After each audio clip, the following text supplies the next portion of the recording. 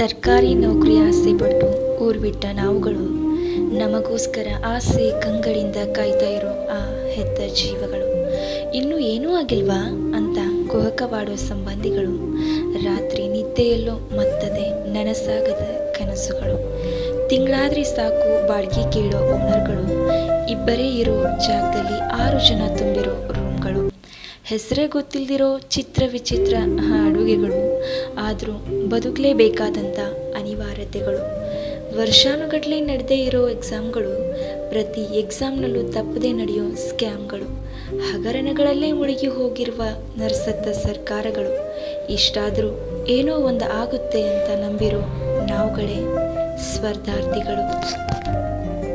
ನಮಸ್ಕಾರ, ನಾನು ಪುನೀತ್ ರಾಜ್ಕುಮಾರ್.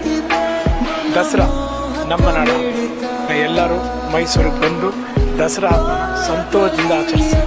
ಯಾಕಂದರೆ ಇದು ನಮ್ಮ ಹಬ್ಬ, ನಮ್ಮ ನಾಡಿನ ಹಬ್ಬ.